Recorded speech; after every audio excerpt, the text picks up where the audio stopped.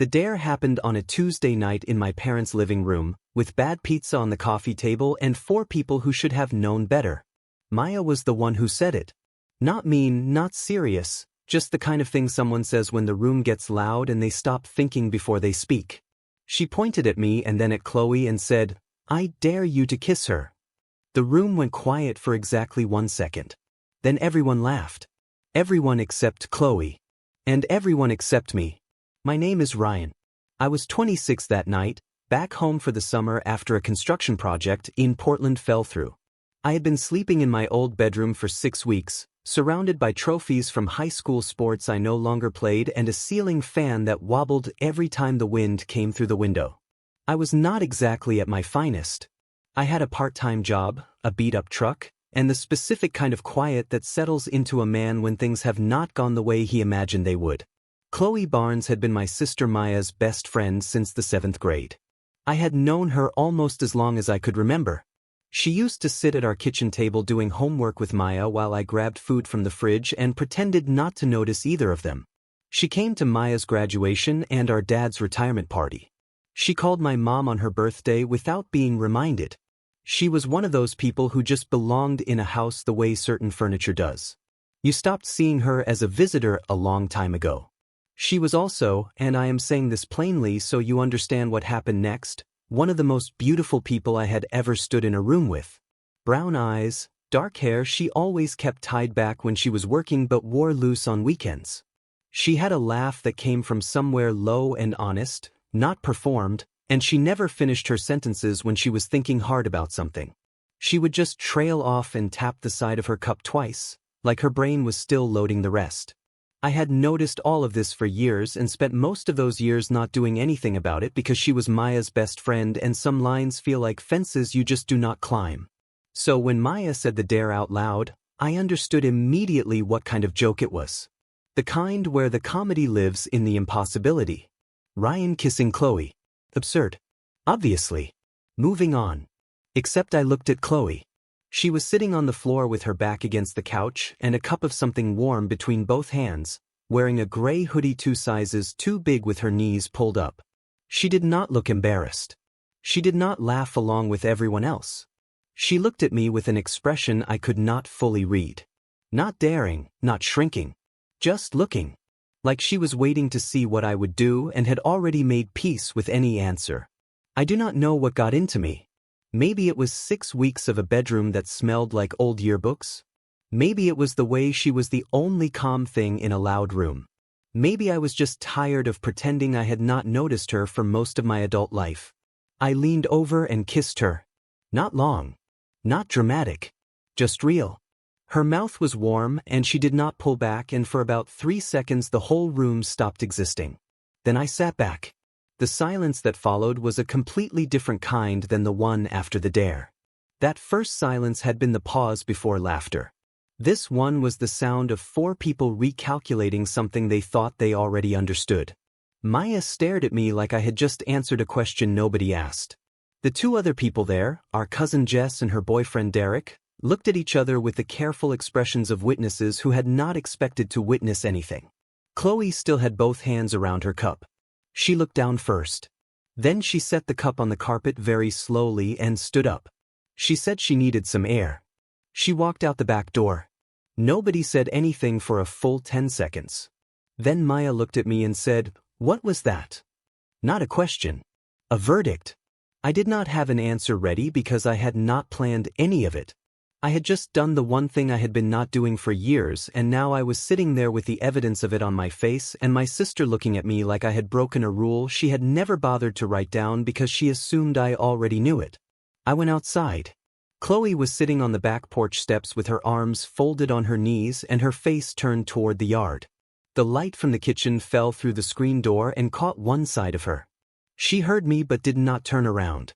I sat down beside her, not close, a step lower, enough that I had to look up a little if I wanted to see her face. I said, "I'm sorry if that was out of line." She was quiet for a moment. Then she said, "Was it?" Not a question either. I looked at the yard. My dad's old bird feeder was still out there, rusted at the hook, empty for 2 years. I said, "I meant it. That is probably the wrong thing to say right now, but I meant it." She turned then and looked at me the same way she had inside. That same steady, waiting expression. Like she was deciding something she had been thinking about for longer than tonight.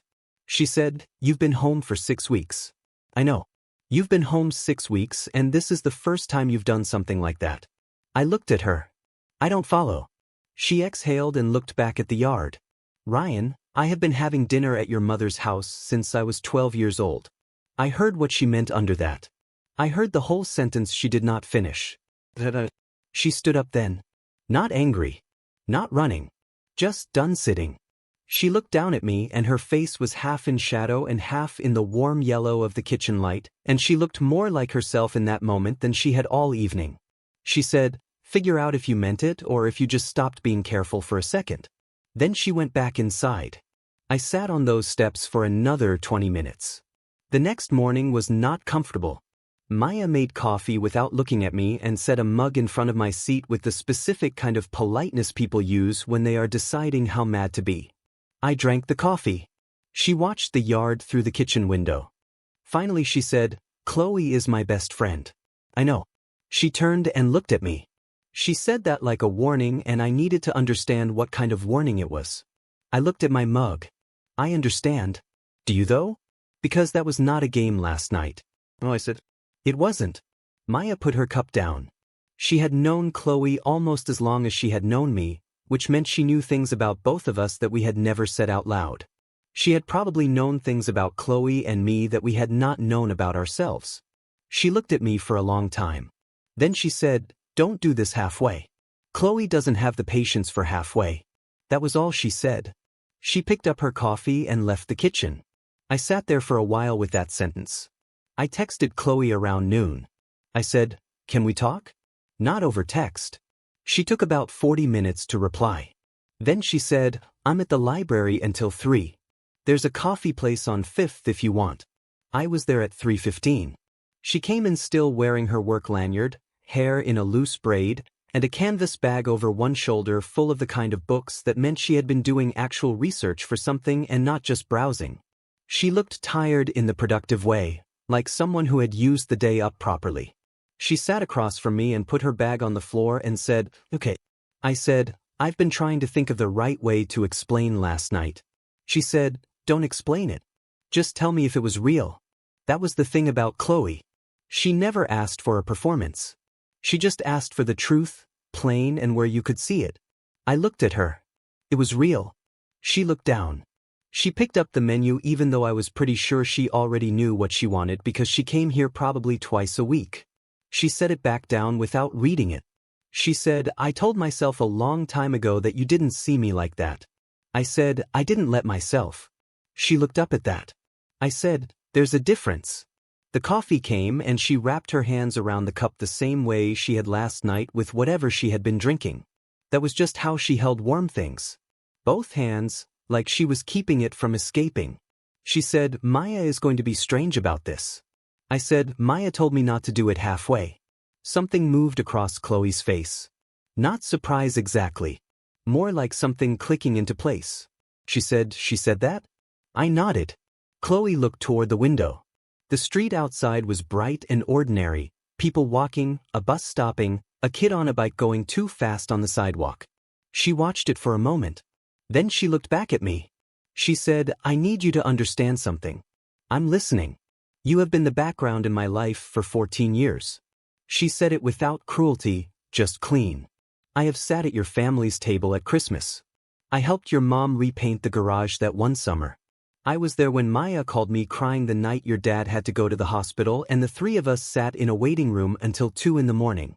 That is not the kind of history you walk back from if this goes wrong." "I know," I said. "Do you?" "Because I need you to actually know it and not just say it." I said, "I have been thinking about this since I was 22 and talked myself out of it every time because you were Maya's and I did not want to make something awkward that was working fine." I said that like a coward wraps something up. Not because I did not feel it, because I was scared of exactly what you just said. The history. The table at Christmas. The waiting room. She was quiet. I said, "Last night I stopped being careful because you looked at me like you were waiting for me to either do something or stop almost doing it forever." She turned her cup once in her hands. She said, I had been waiting for about 3 years. That landed somewhere low in my chest and stayed there. I said, 3 years. She smiled a little, but not happily exactly. More like the smile that comes with something you have been carrying a long time and finally put down. She said, you're not the only one who noticed things and didn't say them. We stayed in that coffee shop for almost 2 hours. We ordered a second round and then a third. The place filled up with the after-work crowd and got loud around us, and neither of us moved. She told me about a job offer she was considering 2 cities over, something in library archival work that she had applied for mostly because she had felt stuck and moving seemed easier than figuring out what she was stuck on. I told her about Portland, about the project that fell through and driving home in the truck with everything I owned in the bed, feeling 32 kinds of embarrassed and 1 kind of relieved. She said, relieved? I said, I was not happy out there. I was just busy. She looked at me like she understood that sentence personally. By the time we left, the street was darker and a little cooler, and we stood on the sidewalk with people moving around us, and she said, so what happens now? I said, I'd like to take you somewhere that isn't a coffee shop. She said, like where? I said, I don't know yet. Somewhere I planned in advance. Somewhere that's not a dare and not a conversation about whether we mean it. She studied me for a second. Then she said, oh, Saturday. I said, Saturday. She started walking toward where she had parked, and I watched her go, and for the first time in 6 weeks the summer did not feel like something I was wading through. Maya found out from Chloe, not from me, which was probably the right order. They had a long phone call that I was not part of and did not ask about. Afterward, Maya came to find me in the backyard where I was fixing the latch on the old gate because it had been broken since spring and I needed something to do with my hands. She sat on the porch steps, same steps Chloe had sat on 4 nights ago, and watched me work for a while without saying anything. Then she said, she likes you. She has liked you for a while. I know. Maya was quiet again. Then she said, if you hurt her I will never make you coffee again. I said, I understand the stakes. She did not quite laugh, but almost. Then she said, seriously, Ryan? I looked up at her. I said, seriously, Maya? I know what this is. I'm not treating it like less than that. She looked at me for a long moment. Then she nodded once and went back inside. That was as close to a blessing as I was going to get. I took it. Saturday I drove to the farmer's market 1 town over and bought things without a plan and ended up with peaches, good bread, 2 kinds of cheese, and a jar of honey that cost more than it had any right to. I drove to the park by the river where there was a stretch of grass under old trees where my dad used to take us when we were kids. I had not been back there in years. It looked smaller than I remembered, which was not a surprise. Everything from childhood does. Chloe met me there at noon. She was wearing a yellow dress I had never seen before. She took one look at what I had laid out on the blanket and said, you bought peaches. I said they look good. She sat down and picked one up and looked at it. She said, nobody has ever brought me peaches. I said, that seems like an oversight by a lot of people. She looked up at me and the sunlight was through the leaves over us and she looked so completely herself and so completely at ease that something in me finally settled. The tight thing I had been carrying around since Portland, since before Portland honestly, just went quiet. We stayed there for 3 hours. We talked about things that did not matter and things that did. She told me about her grandmother, who she had been close to and lost the previous winter. I told her about the specific brand of loneliness that comes from working hard at something that falls through anyway, and how that was different from ordinary sadness because it did not have a clean reason to point at. She said, I think you came home at exactly the right time. I looked at her. She said it like she meant 2 things at once. When the afternoon got long and gold the way summer afternoons do when they are ending right, we walked along the river path and she put her hand through my arm without making a moment out of it. Just did it. Like it was already comfortable. Like we had already earned the easy version of it. I said, can I ask you something? She said, you can always ask. I said, what were you thinking when Maya made that dare? Chloe walked a few steps before answering.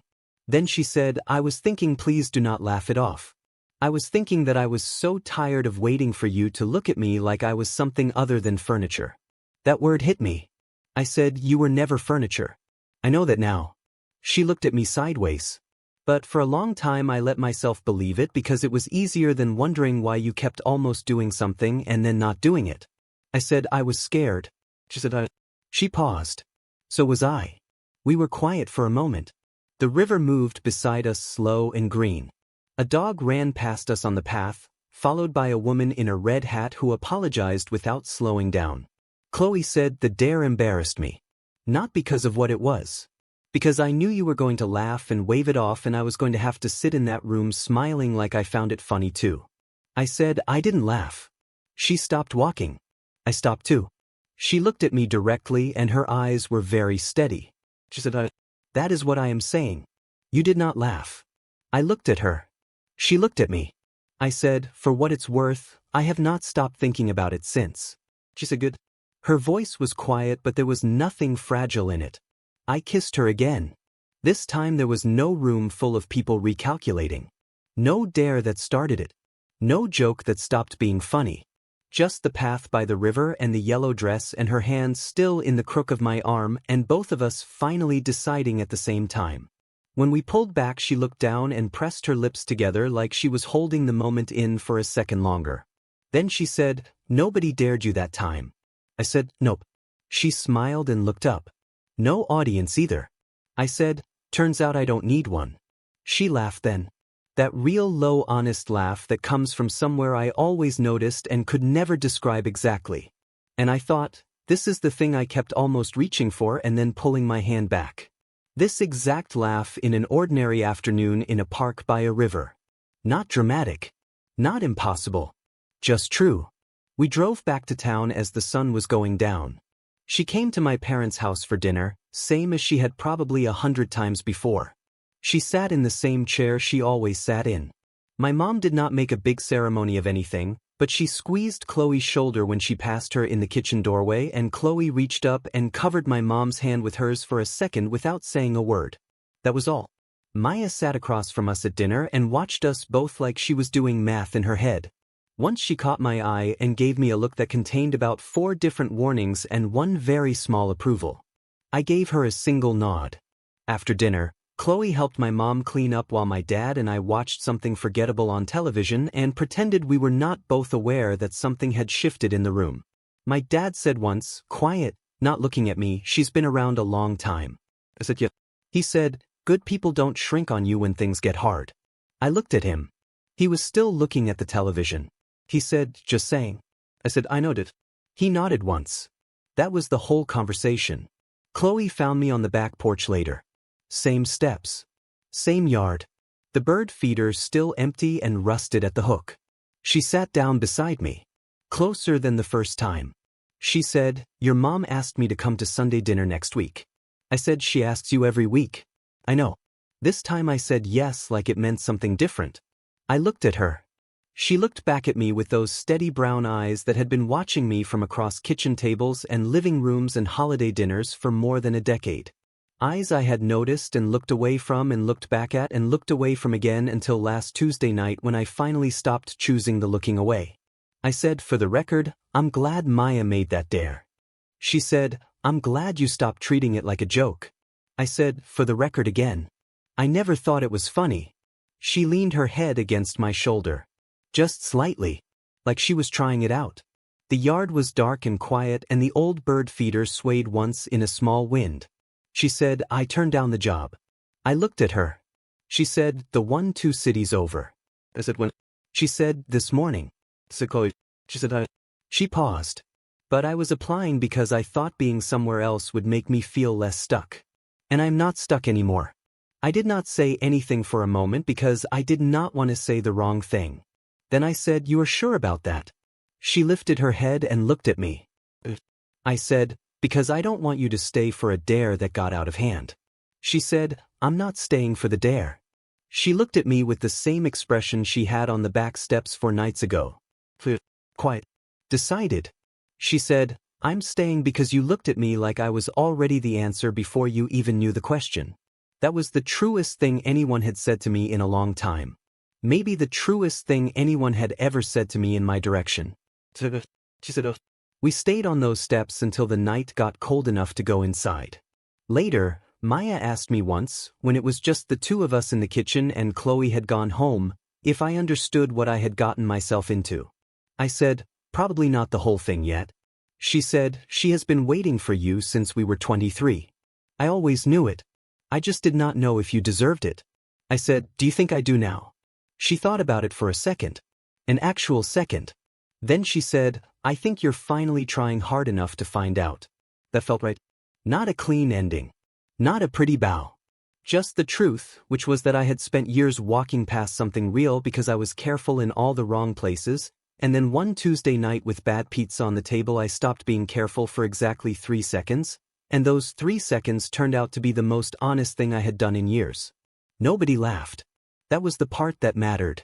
Have you ever had a moment where you did the thing you had been not doing for years and it turned out to be the only real thing in the room? Tell me your story in the comments. And if this one stayed with you, leave a like and subscribe. I'll see you in the next one.